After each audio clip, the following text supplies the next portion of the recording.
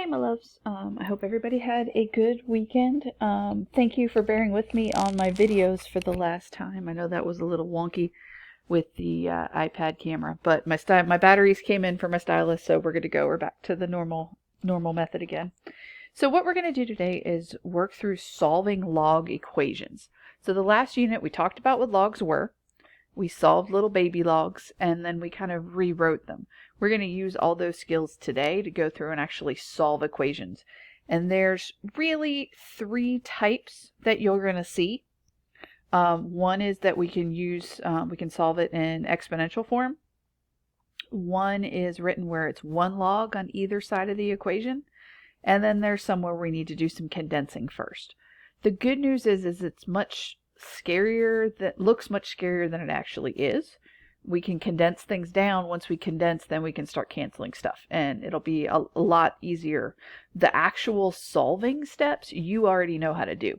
It's either solving using square roots or cube roots, it's solving just basic linear equations, or some of our quadratic stuff is going to come back up. Solving by factoring, solving using the quadratic formula, solving by graphing, however you want to do it.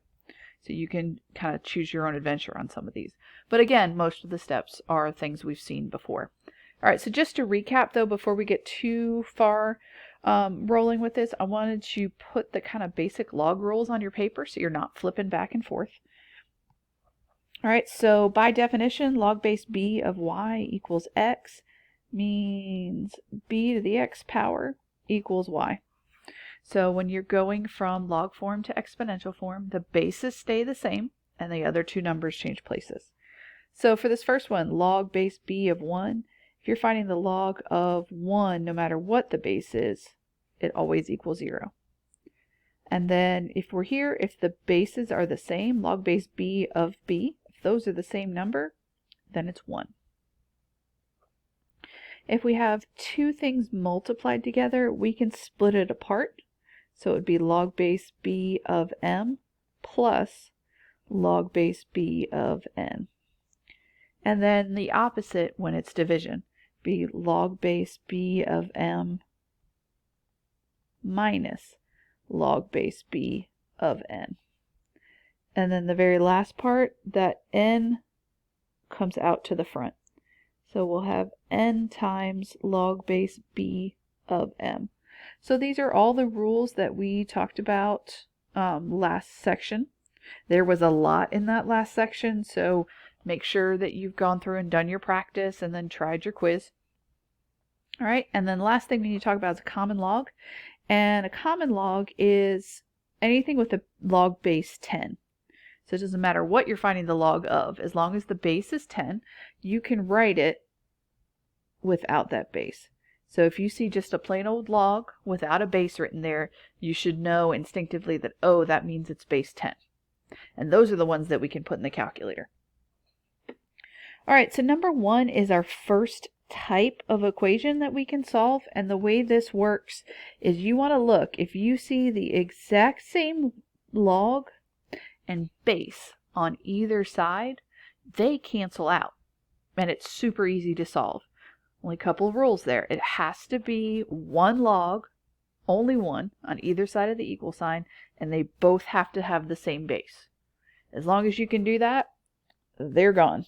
And all you're left with is the variables. So you have 4x minus 7 equals x plus 5. And you just solve that like normal. So I'm going to add 7 to both sides. And then I'm going to subtract x. So I'm going to have 3x equals 12. Divide both sides by 3. X equals 4.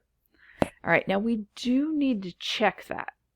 We want to make sure if we plug that back in, we do get the same thing on either side. Now we don't have to do a whole lot with this, but we do at least need to check, because it is one of those things where you are going to have answers that don't work. Like, that's a thing when you're dealing with logs. You do need to check to make sure that everything plugs in. So for this one, spoiler alert, it will work. We're going to have 4 times 4 minus 7.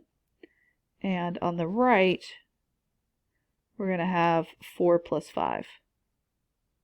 All right, so 4 times 4 gives us 16. 16 minus 7 gives us 9. So we have log base 5 of 9. The parentheses there are kind of optional. It's up to you if you want to write them in or not. I like it because it helps, to me, keeps it organized that this is what I'm finding the log of, but you know, your mileage may vary. All right, and then for the second one, that one's pretty straightforward. 4 plus 5 gives us 9. So when you look right now, you can see, okay, both of these are the same on either side. So I have log base 9 over here. I have log base 9 over here. I'm good. They should work. So that's telling me that my x equals 4 is fine. That totally works. All right, so that is one way you might see this. The second way you might see this is like number 2. So in number 2, we don't have a log on either side. But what we can do is we can use our definition up here of a log and just go through and write it as an exponent. So to do that, it would be 4 to the third power equals 5x minus 1. All right, well, 4 to the third power is 64. So we have 64 equals 5x minus 1. I'm going to add 1 to both sides. 65 equals 5x. Divide both sides by 5. And that's going to give me 13 equals x. So you do want to make sure that your log inside the parentheses is a positive number because you won't be able to take logs of negative numbers. All right, so as I'm checking that, I can kind of eyeball that and say, okay, 5 times 13, if I subtract 1 from that, that's still going to give me a positive number. But if you want to write it all the way out, you can. Log base 4 of 5 times 13 minus 1. So we know that 5 times 13 is going to give us 65. 65 minus 1 is going to give us 64. That's a positive number. We're good to go. So we can go ahead and use that answer. All right, and then the third type of problem you might see is one where you have to do some condensing first. So in this case, I've got an addition sign between my two logs. So I want to take advantage of that multiplication rule from up top and condense it down to one log. Once I've condensed it, then I can use the writing it like a exponent that we just did in number 2. So first thing I'm going to do, condensing that down, means I'm going to have log of 2x times x minus 5. And that's going to equal 2. All right, so when I multiply that out, that's going to be log of 2x squared minus 10x. All right, so at this point, I have one log, so I can rewrite this in exponential form. So this would be base 10. It's a common log. It wasn't written there. So it'd be 10 squared equals 2x squared minus 10x. All right, well, 10 squared is 100. So I'm here. All right, this is a quadratic. So you've got a couple options. Actually, you've got 3 options that you can use to go forth and solve this. So one is you can graph it the way it's written right now. You could put 100 in your y1. You could put 2x squared minus 10x in your y2 and find out where they intersect. There should be 2 answers. One, you can subtract that 100 to the right side and factor it. You can use GCF, you can use your box and X puzzle, however you want to do it. You could use your quadratic formula. You first have to subtract the 100 over. Either way, in all 3 of these methods, you're going to end up with 2 answers. You're going to end up with x equals 10 and x equals negative 5. All right, so I'm just going to put over here that note saying you can solve it however you want. Solve by graphing, solve by factoring, solve by quadratic formula. Either way, we end up with those 2. Both of those answers don't work. Remember what I said in the first one. We want to make sure that the number is not negative, the number we're taking the log of. So if I plug in 10 for x, I'm going to have log of 2 times 10, and then I'm going to have log of 10 minus 5.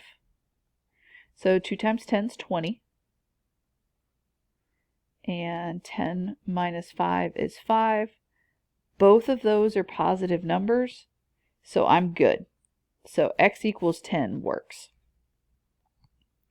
All right, if I'm checking that second one, it would be log base 2 of negative 5. I'm sorry, not log base 2. Log of 2 times negative 5 plus log of negative 5 minus 5. So this is going to give me log of negative 10 plus log of negative 10. Both of those are negative. We can't do that. So that one doesn't work, and we're not going to use x equals negative 5. So you want to make sure when you get to this point, when you're checking that the numbers inside your parentheses, what you're ending up with, you want to make sure that you have positive numbers. If you don't have positive numbers, it doesn't work. Okay. So that was our third, that was condensing, and then we wrote it in exponential form and solved it. So over in number 4, it looks a little chaotic because we've got 3 logs, but just take it a step at a time. So on the left side, we want to go ahead and write that as a fraction because it's subtraction. So log base 4 of 48 over x equals log base 4 of 6. Now this looks like number 1. There's a log on either side of the equal sign. They both have the same base, so they can cancel. And then now it's a pretty straightforward equation to solve. We have 48 over x equals 6. So the first thing I'm going to do is multiply both sides by x. So 48 equals 6x. I'm going to divide by 6, and I'm going to end up with 8 for my x. If I plug that back in over here, log base 4 of 8, that's going to give me a positive number. I only have one answer, so I'm good. I'm going to go ahead and count that one. All right, almost there. For number 5, this is a log on both sides, but we do need to condense just a little bit because we've got that number out in front. And that number out in front means it becomes an exponent. So we're going to have log base 2 of x cubed equals log base 2 of 8. So at this point, on either side, it's the same. It's one log with the same base. So those cancel. So now we've got x cubed equals 8. So a couple ways to think about this. You could think in your head, okay, what to the third power gives me 8? Oh, that has to be 2. If that's not jumping to mind right away, if that's a math fact you don't have, then you could solve it by using cube roots. So you could take the cube root of both sides and do that in your calculator with Desmos, and you're going to end up with 2. And just to double check, if I plug that in for x, that is going to give me a positive log, so I'm good. All right, so over on the left, over on the right for number 6, last one. All right, so we've got to condense first, and then we'll see what happens. All right, so I need to multiply those two things together. So if you want to go back to using the box, you can. If you can do it in your head, that's fine too, either way. But you're going to end up with log base 5 of x squared plus x minus 6. And that's going to be log base 5 of 6. All right, those bases are the same, so I can cross out the logs, and we're here. All right, so again, from here, you've got options. You can graph it, plug in the left side into y1, plug the right side into y2, see where they cross. You should get 2 answers. You can factor. You can do the quadratic formula. If you're going to factor or do the quadratic formula, you do need to subtract 6 from both sides first. And so this is what you'd be working with. But either way, no matter which way you end up, you're going to end up with x equals negative 4 and x equals 3. All right, and your last step is you have to check and see which ones work. Remember, we're trying to avoid having negatives inside those parentheses. So if I were to plug in -4 right here, -4 minus 2 is going to give me -6. So that means I can't use that negative. If I try the x equals 3, if I plug 3 in over here, 3 minus 2 is 1. All right, that one's good. And then I go to the second log.